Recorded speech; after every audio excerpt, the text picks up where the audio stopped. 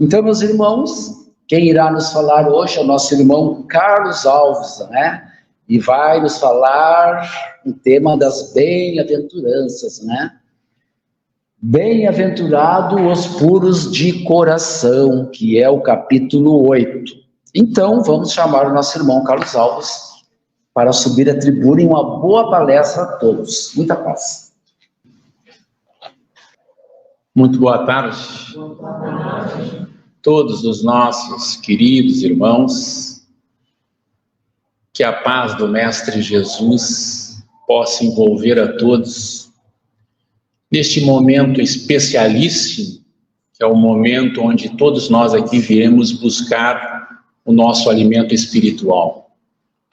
E hoje a gente tem para nossa reflexão, nosso estudo da tarde, noite de hoje, contando sempre com o amparo e a proteção espiritual, um tema extremamente importante que, das 9 bem-aventuranças, é a 6ª bem-aventurança que o Mestre Jesus exortou no monte ou na montanha, que diz respeito aos que têm puro coração.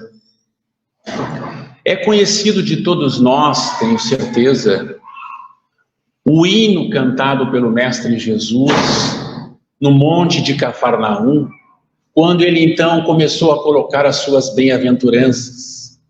No entanto, eu me inspirei para fazer esse trabalho neste livrinho aqui da Boa Nova, Francisco Cândido Xavier, pelo nosso conhecido irmão X, ou Humberto de Campos, lá na lição 11, que diz o Sermão do Monte.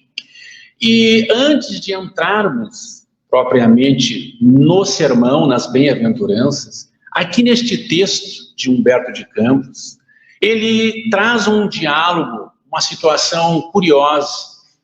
Antes do mestre fazer pela primeira vez esse discurso no monte, lá em Cafarnaum, numa tarde, antes de fazer esse discurso, estava Levi na sua casa. Levi era um coletor de impostos. E um coletor de impostos naquela época tinha recursos, era bem visto financeiramente, mas ele recebeu na sua casa um pequeno grupo de pessoas simples e humildes do povo, que, como o Evangelho do Mestre estava difundindo as suas bases, recentemente o Mestre Jesus estava espargindo as suas bênçãos do Evangelho, aquele pequeno grupo se interessou e foi até Levi, porque sabia que Levi fazia parte do grupo dos 12 apóstolos, e foi lá para tentar saber maiores informações a respeito desta boa nova que o Cristo trazia. Mas Levi ficou assim um pouco surpreso com aqueles 3 que eram conhecidos seus, pessoais. E quando eles disseram assim: Levi, a gente veio aqui na tua casa para saber mais informações a respeito do Evangelho do Mestre. E aí Levi olhou para eles assim e disse assim: mas, sim, o Evangelho vai precisar muito de corações valorosos, fortes, que tenham boa vontade e ânimo para espalhar esta semente da Boa Nova. No entanto, disse Levi a esses 3 que eram conhecidos dele, e aí começou a chamar pelo nome. No entanto, tu, Lisandro, o que podes fazer para ajudar na Boa Nova do Evangelho? Tu és um aleijado. Olhou para Áquila: Áquila, e tu? Como tu vai querer edificar algo no reino de Deus, se tu estás aí a braços, com dificuldades com a tua família, foste banido dela, saindo sob pesadas acusações da própria família? E tu, Pafos, o que tu vai fazer de contribuição nesta Boa Nova do Mestre? Se tu está lidando com todo tipo de aflições pessoais, estás perturbado, como vai ajudar? O Evangelho do Mestre precisa de pessoas que tenham condições para poder fazer esta semente brotar. E esses 3 em particular tomaram um choque, porque eles tinham ouvido o Mestre Jesus falar daquelas boas novas, onde Jesus ali colocava todos como filhos de Deus e todos muito úteis na semeadura do Evangelho. Então eles como que se identificaram naquele discurso do mestre. Só que aí a palavra rude e áspera de Levi os chocou e ao mesmo tempo os fez ver que eles realmente, se observando, eles talvez não tivessem condições para tanto. Pois bem, saíram da casa de Levi entristecidos, desalentados, mas eles sabiam que à tarde o mestre faria um novo discurso, que seria o discurso do monte, ou o discurso da montanha em Cafarnaum, e foram embora entristecidos. Pois bem, nesse interim também chega o mestre Jesus, logo depois que saíram esse grupinho, chega Jesus com André, então Jesus, André e Levi começam uma conversação animada ali, e lá pelas tantas, Levi se lembra da visita deste pequeno grupo e do que havia dito para esses 3 amigos, e começa a dizer, pois é, mestre, veja que aqui veio esse grupo de pessoas, e aí citou os 3, e eles queriam ajudar, fazer alguma coisa para difundir o teu reino, mas eu logo já os adverti, dizendo que eles não tinham condições, e aí explicou para o mestre o porquê que eles não tinham as condições. Um era aleijado, o outro estava lidando com aflições, outro estava sendo corrido da família, enfim. Mas aí o mestre, escutando aquilo, escutou tranquilamente, e aí disse, Levi, Levi, eu entendo o teu interesse, a tua boa vontade em contribuir com a boa nova. No entanto, tens de entender uma coisa, o reino de Deus não vem e não vestes aparências exteriores. O reino de Deus é o reino para todos. É um reino onde todos estão convocados para espargir a semente da boa nova. O reino que o Pai me outorgou colocar na terra, exatamente quer trazer os vencidos da terra. Eu estou aqui sintetizando a conversa, sintetizando.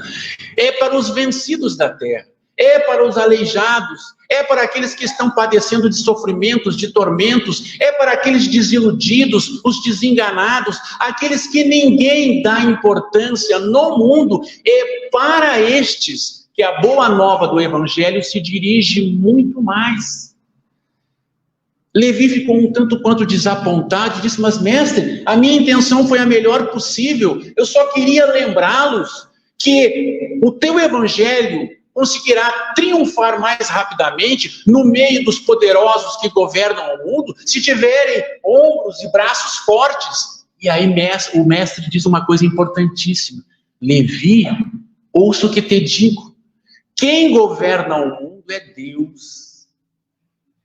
E na terra se faz a vontade do Pai. E a vontade do Pai é que exatamente todos estes venham até mim, para que eu também possa ser útil a todos eles, devolvendo a eles a esperança, a alegria. Porque pense, Levi, pense bem, nessa situação que tu mesmo colocaste, que eles trazem consigo, aleijumes, aflições, problemas, eles estão passando pelo mundo entristecidos, abatidos. Todos os poderosos, aqueles que têm dinheiro, os que têm poder, todos os olham de canto, não dão importância, mas para eles é importantíssima esta mensagem, porque eles devolve a fé, o ânimo e a coragem. Pense bem, se por um acaso esta boa nova eu trouxesse e aceitasse a contribuição, por exemplo, dos grandes generais, dos grandes poderosos do mundo, imaginemos, dizia Jesus a Levi, imaginemos chegando aqui, entrando na tua casa, os generais romanos, com as suas espadas e conquistas sangrentas, dizendo que querem promover a semeadura do meu reino. Como seria? Acaso já vistes os triunfadores do mundo conseguirem se preocupar com outra coisa que não seja com as suas tolas vaidades? Acaso já vistes os grandes conquistadores do mundo terem maior preocupação que não seja em manter as suas conquistas fáceis e ilusórias no mundo? Como seriam a contribuição destes poderosos, desses generais? Certamente iriam querer impor a sua vontade, certamente iriam querer erigir palácios, jardins suntuosos para ficar adorando a Deus, mas na verdade estariam adorando a si próprios, porque não estão libertos da vaidade que ainda está dentro de cada um. Seria esta a contribuição que o Pai espera? Vê bem, Levi, não é bem assim.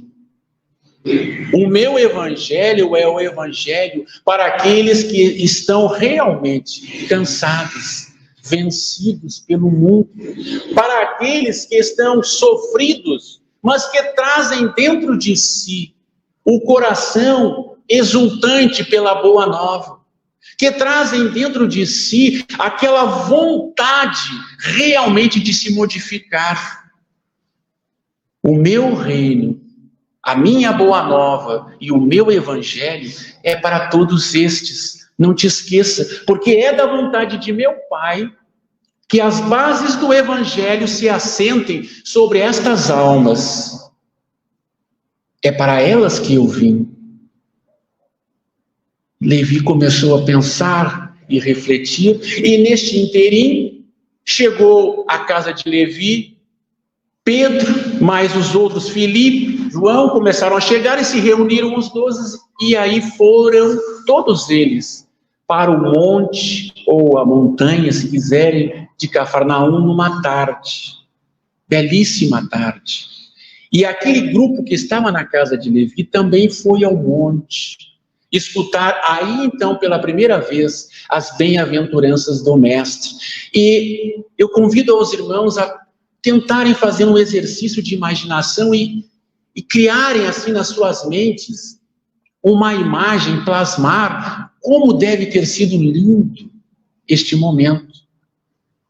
Humberto de Campos coloca aqui da sua forma poética que ali estavam reunidos aleijados, cegos, mudos, surdos, coxos, estropiados, leprosos, velhinhos, mulheres muito modestas com seus filhinhos, sedentos, com fome, pessoas estropiadas, pessoas desamparadas, relegadas pela sociedade. Ali estava todo aquele grupo imenso de pessoas necessitadas. Mas na parte espiritual havia um movimento intenso.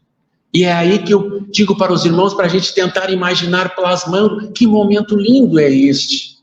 Que momento lindo foi aquele onde seguramente falanges e falanges de espíritos superiores estavam ali volitando ao lado de Jesus, indo e vindo entre a multidão, espargindo as suas bênçãos, levantando o ânimo de todos, reerguendo os vencidos, os caídos do mundo. Jesus naquela época fazia o processo que hoje a gente chama de inclusão social. Naquela época, ele incluiu a todos aqueles e disse: aqui está o evangelho da Boa Nova para todos vocês. Então começou, quando abriu a boca, aquele cântico maravilhoso. E muitos autores espirituais dizem que no momento em que o mestre começou a falar, os 3 reinos da natureza silenciaram. Vejam que coisa... Eu chego a ficar arrepiado de imaginar isso. Os reinos da natureza silenciaram.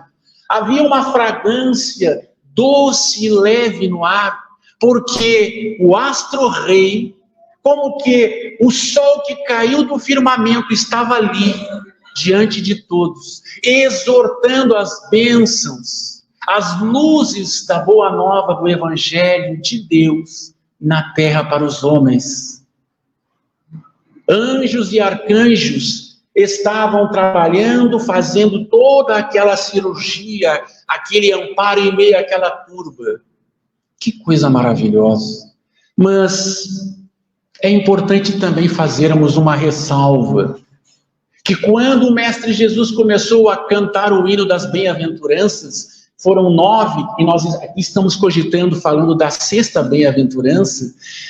Muitos que estavam também ali naquela multidão não estavam com os corações puros ou limpos.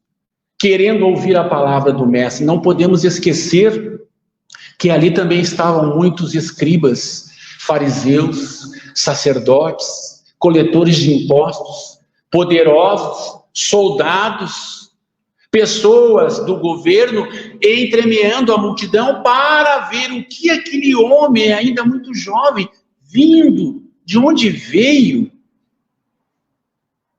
para discursar. O que ele teria a discursar?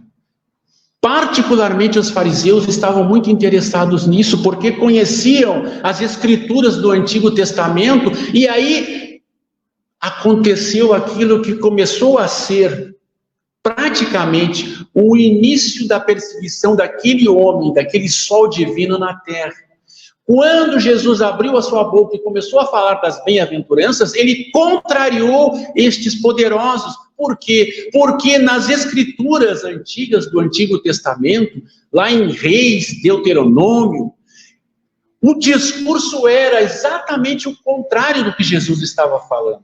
O discurso era: Israel é a grande nação, Israel pisoteará sobre os seus inimigos, e será bem-aventurado quem tiver servos, quem tiver empregados, quem tiver escravos. Será bem-aventurado quem tiver posses, recursos, e gozar desses recursos na terra. Estes eram os discursos das bem-aventuranças que estavam no Antigo Testamento. Aliás, Jesus fez vamos dizer assim, uma síntese também, fazendo um paralelo entre as bem-aventuranças que eram colocadas nos Antigos Testamentos com a bem-aventurança dele. E aí imaginemos, meus irmãos, o choque daquelas pessoas poderosas, orgulhosas, que esperavam que o mestre fizesse um afago em seus orgulhos, em seus egos, e Jesus coloca primeiro os pequeninos, primeiro aqueles que não tinham nada, que não eram vistos, que não eram enxergados pela sociedade. Ele eleva eles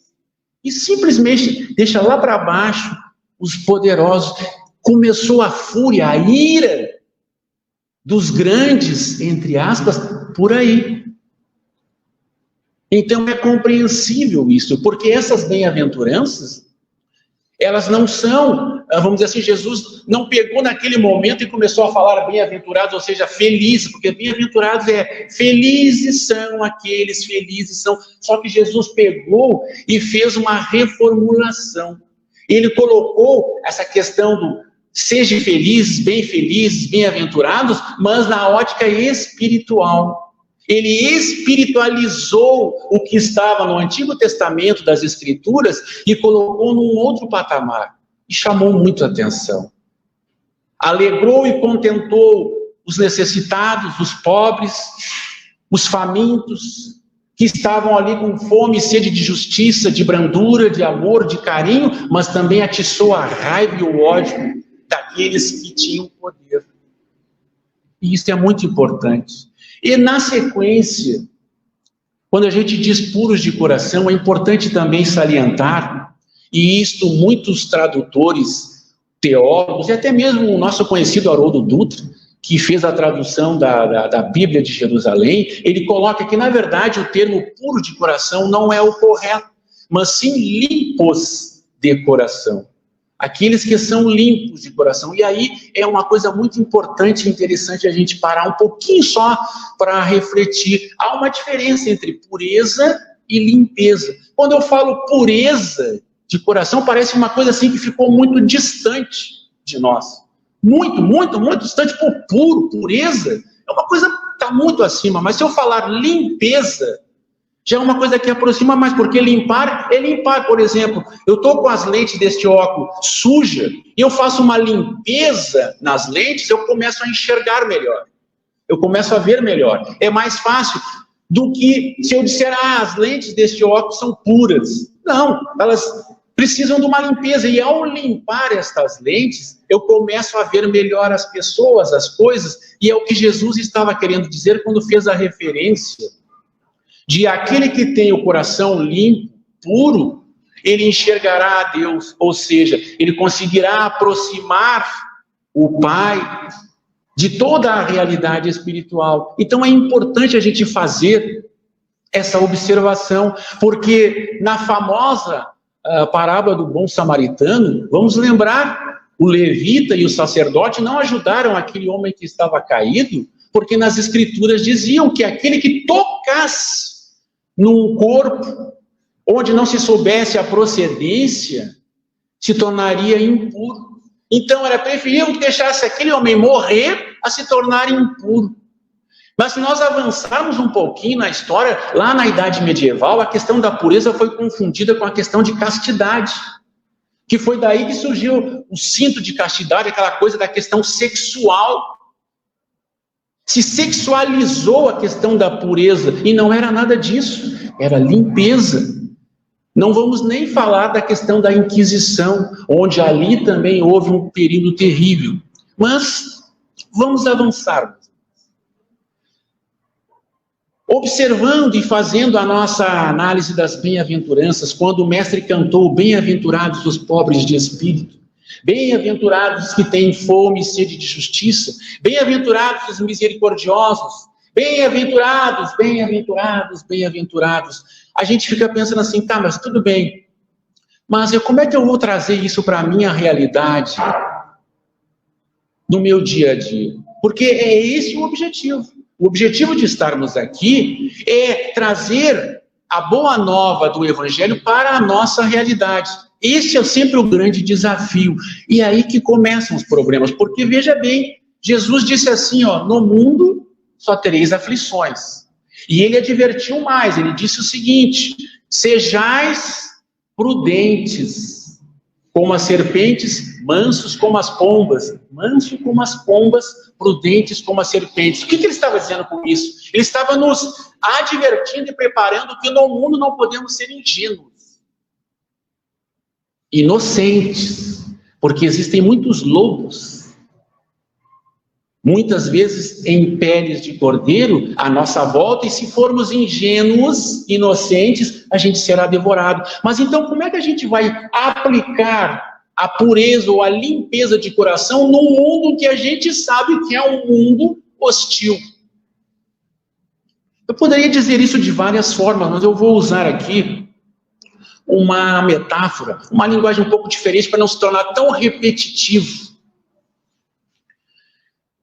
Na linguagem dos técnicos da segurança do trabalho, quando um trabalhador se expõe a um agente nocivo, numa função em que ele se expõe a algo nocivo à sua saúde, à sua integridade física, se diz que ele está exercendo uma atividade insalubre.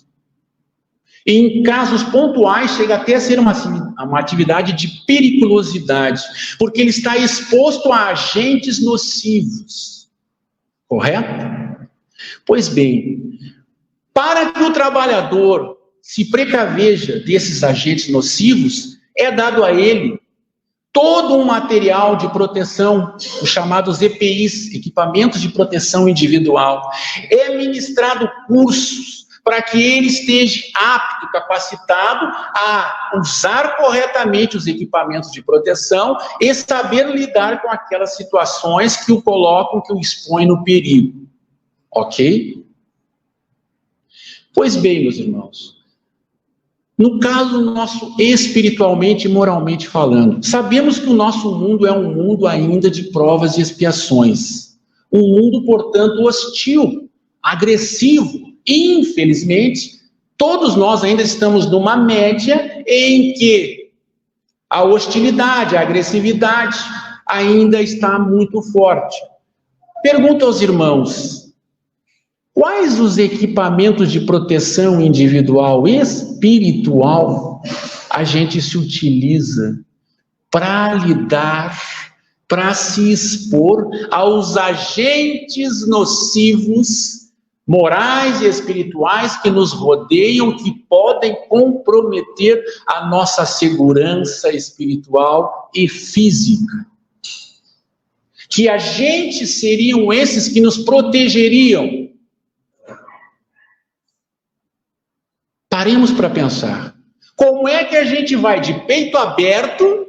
Não, agora eu vou abraçar o mundo, eu vou abraçar todo mundo, e a gente toma uma lambada daqui, uma lambada dali, por quê? Não está precavido, preparado, não está usando os EPIs.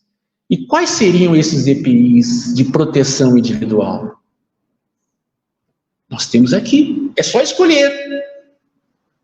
O Espiritismo, as obras básicas, Evangelho, obras complementares, palestras, exposições, orientações do plano espiritual, do plano material, toda uma gama de EPIs espirituais chegam até nós para nos preparar para vivermos num mundo de provas e expiações e sairmos dessas rêfegas, dessas lutas, o menos prejudicado e prejudicando o menos possível.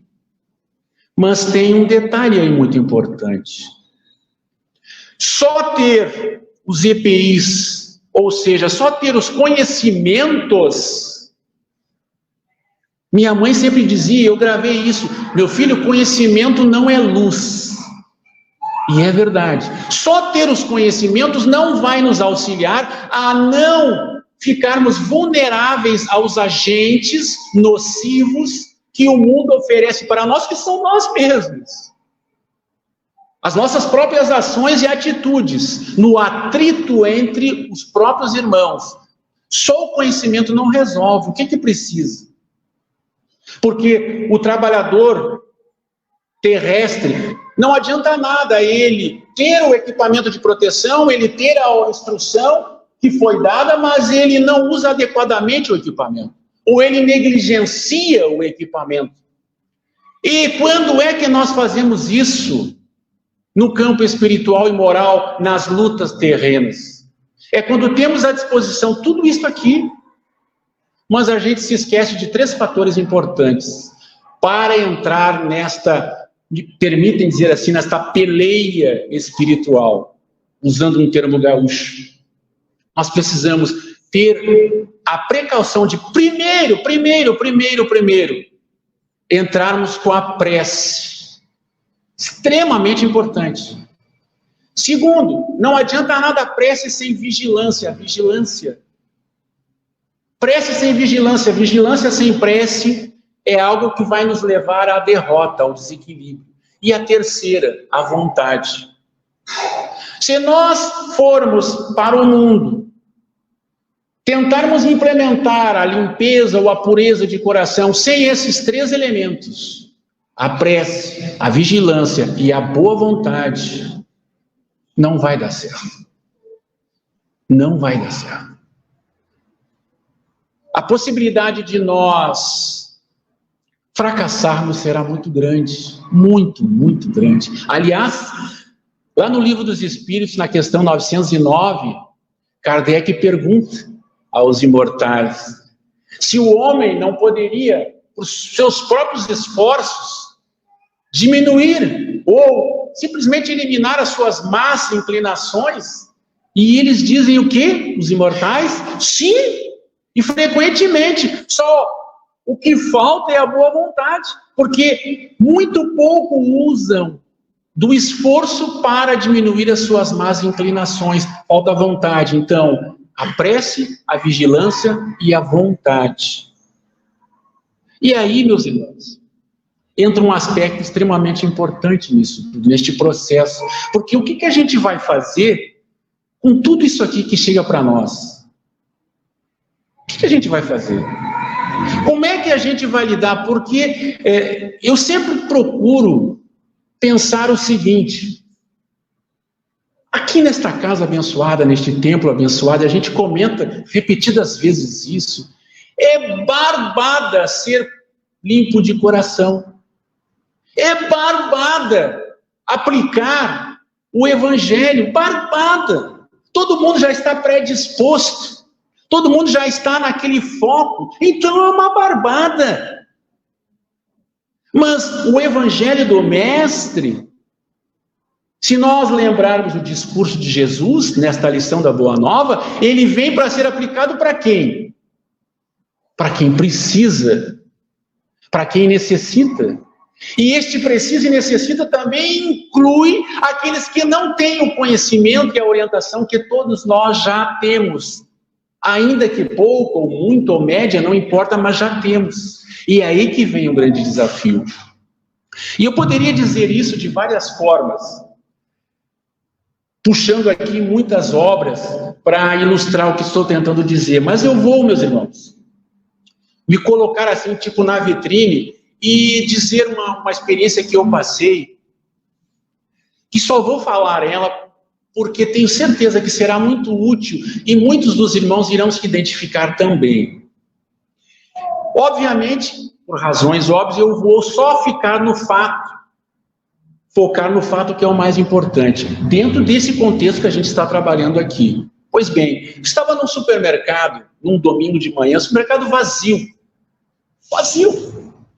Pois bem, quando eu estou chegando no caixa para passar as coisas e pagar, do nada, alguém, vou colocar assim como disse, para evitar problemas lá, alguém chega e surta e começa a dizer coisas para mim que eu até hoje, até agora não entendi o porquê, não sei, não consegui entender. Só sei que, resumindo, ele estava me ofendendo. Pela primeira vez, meus irmãos, e a gente tem que ser muito sério, muito honesto nisso, pela primeira vez, depois de mais de 30 anos, mais de 3 décadas, na doutrina, lidando com esses conhecimentos pela primeira vez, eu consegui olhar para aquela pessoa e nenhum sentimento e pensamento negativo de revide imediato passou por mim. Mais do que isso, eu simplesmente fui, não sei nem explicar, mas tomado por um sentimento tão bom, que eu tive vontade de abraçar aquela pessoa e dizer assim, não, mas se tu está agindo assim é porque tu está com um problema. Então, eu que tenho essa orientação, esse conhecimento, está tudo bem, está tudo certo. Essa foi a reação, porque nesses casos, meus irmãos, é muito importante a gente botar o sentido numa coisa. 10 segundos depois de você sofrer algum tipo de hostilidade e agressão, são vitais para determinar o tipo de reação que você vai ter. Podem botar sentido nisso. Alguém vem e te ofende, te agride, tem uma situação hostil, conta 10 segundos. Se em 10 segundos tu conseguires, pelo menos ficar de boca fechada, já evita até morte.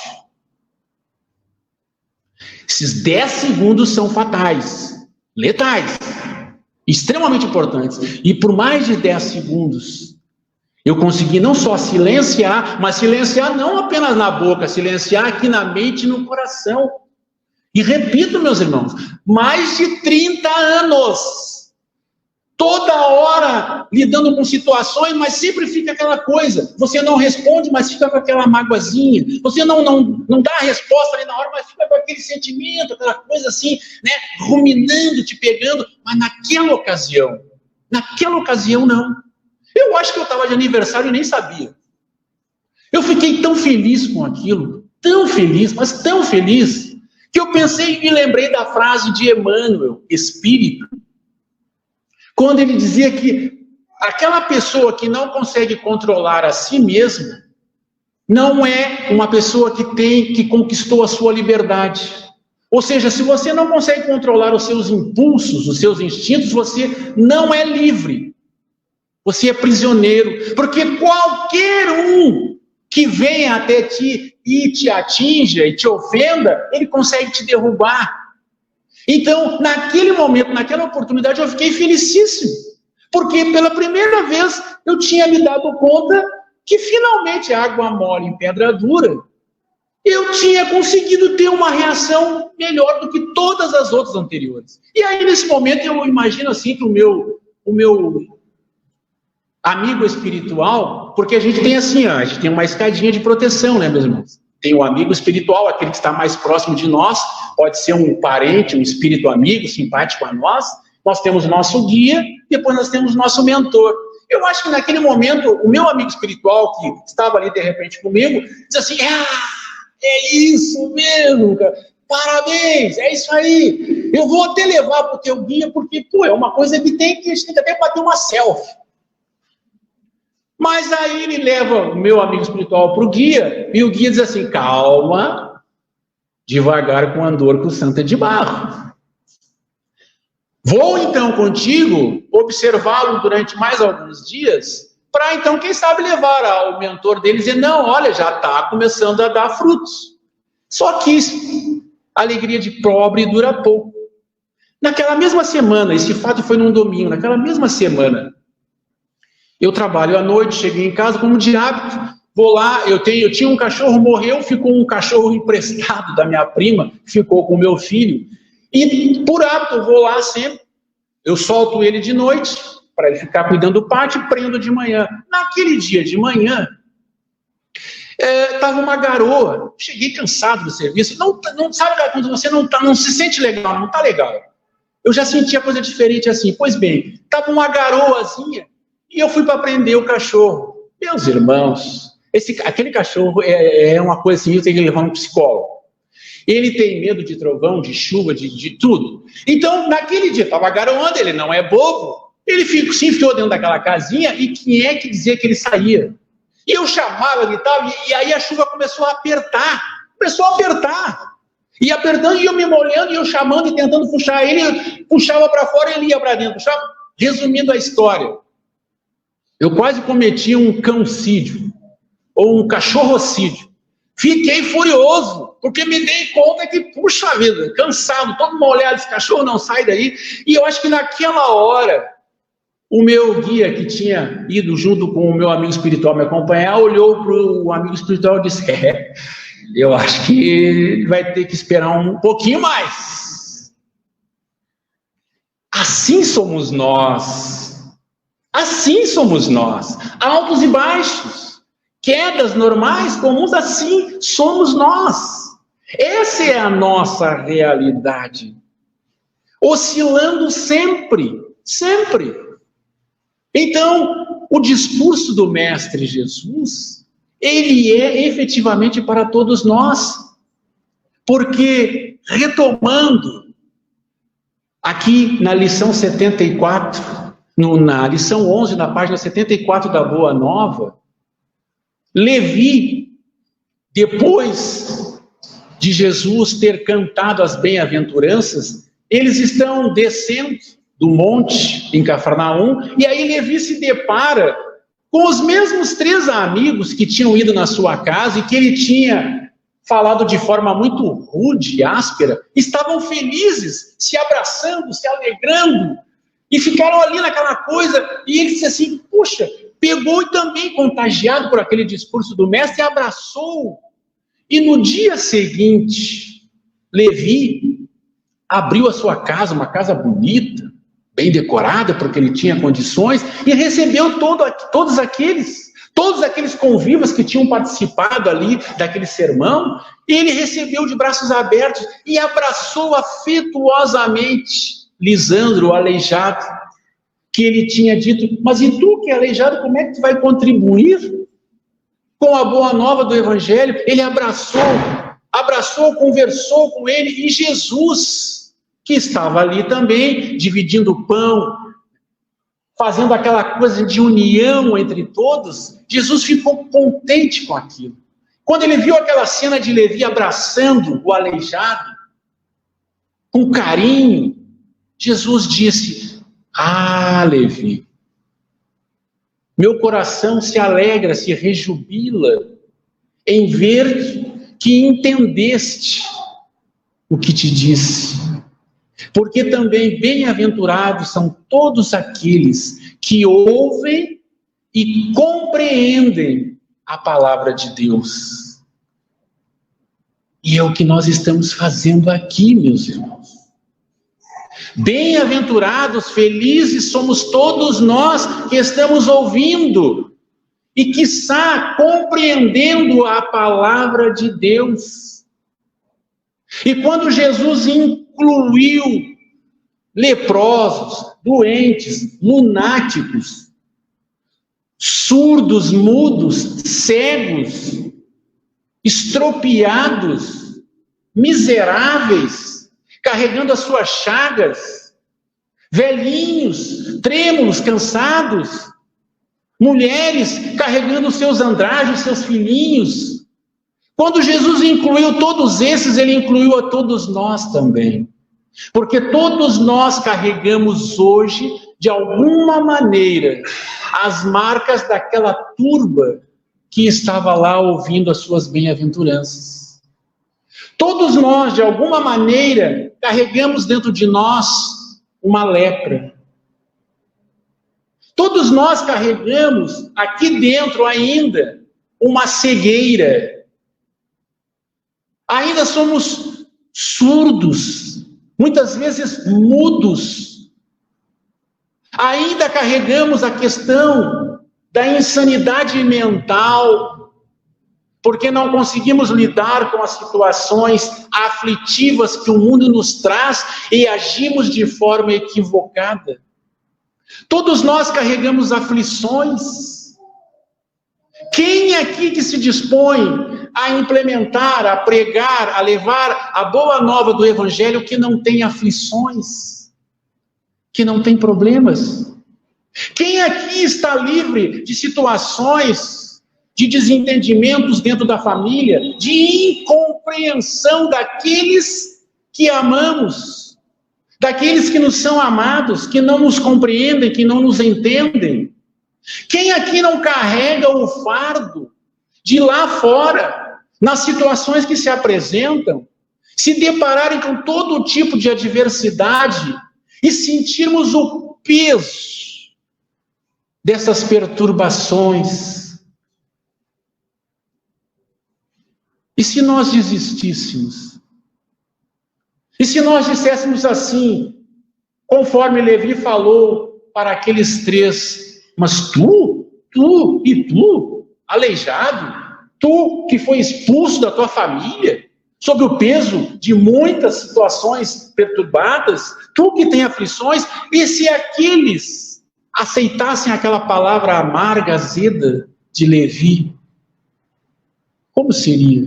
E se nós quedássemos a ficar pensando exatamente nisso, e disséssemos, não, mas eu não tenho condições, não, eu não tenho condições, não, eu avaliei bem, olha só a minha atitude, a minha reação em determinada situação, não, olha só, olha como é que eu fui tão infeliz, tão detestável, porque eu não agi corretamente, eu agredi, eu ofendi, eu não levei à luz quando deveria ter levado, eu não tive compreensão quando deveria compreender, eu não tive brandura quando precisava ter brandura, eu não fui limpo de coração quando precisava ser limpo. Mas, meus irmãos, observemos a palavra do Mestre Jesus. O meu evangelho se assentará sob as bases muito firmes de todas essas almas que hoje estão ainda em luta constante com o mundo externo e interno. Todos nós. Então, a mensagem que fica do Sermão do Monte para nós, meus irmãos, é uma mensagem muito simples. Continuemos. Discutiu com alguém, teve um desentendimento? Segue. Apareceu uma situação negativa lá, você foi no médico, fez exames e os resultados não foram bons, e você está lidando ali com uma situação de doença, sua ou dos seus, que está te desanimando, prossegue. No trabalho, você está com problemas, está com dívidas, dificuldades, desempregado, carrega também aflições de toda a natureza, segue. Porque as bem-aventuranças são as bem-aventuranças para o futuro nosso, para o espírito imortal. São bem-aventuranças que vão nos alcançando na medida em que todos nós vamos, como disse o Mestre Jesus, nos tornando bem-aventurados. Bem-aventurados, disse ele, todos aqueles que ouvem e compreendem a palavra de Deus. Podem ter certeza, meus irmãos, o Pai nos ama imensamente. O Mestre Jesus nos ama imensamente. E todos nós, com todo o tipo de problemas e situações que enfrentemos, com todo o tipo de lutas que estejamos empenhando agora, de dificuldades, todos nós temos um lugar certo na grande vinha do Senhor. Porque todos nós somos seus filhos. E independentemente da situação que nos encontremos hoje, o amanhã será melhor. Sorrirá para todos nós. Então, queridos irmãos, eu agradeço pela atenção de todos. A gente deu assim uma pincelada muito rápida. Imagina, só um pontinho dos puros de coração. Teria ainda outras 8 bem-aventuranças, a gente ficaria até semana que vem. Mas que todos nós lembremos disso. Todos nós reflitamos sobre isso. E principalmente, meus irmãos, principalmente, não esqueçamos dos nossos EPIs espirituais. Porque no mundo, disse o Mestre, só tereis aflições. E estaremos sempre sendo espreitados por situações adversas que vão nos exigir toda a ordem de equilíbrio. E se nós estivermos de peito aberto, sem os EPIs de segurança, sem a prece, sem a vigilância e sem a boa vontade, a queda será iminente. Mas é para isso que estamos aqui. Todos nós, espargindo, difundindo as sementes do reino de Deus, do Evangelho e do Mestre, para que a gente, quando sair por aquela porta ali, e lidar com as situações do dia a dia que cada um tem que dar, a gente se lembrar, eu já sei o que eu tenho que fazer. Eu me lembrei agora como é que tem que ser. Então, somos todos felizes e bem-aventurados mesmo, porque além de tudo isto, Deus é tão misericordioso com todos nós, tão misericordioso com todos nós, mas tão misericordioso com todos nós, que Ele nos permite nos reunirmos aqui, nos 2 planos da vida, para reavivar, relembrar em nossas almas, em nossos espíritos, tudo que o Mestre falou há mais de 2000 anos. Fiquemos todos na paz dele. Muito obrigado pela atenção de todos. Tenhamos um bom fim de semana, um bom domingo. Muita paz a todos.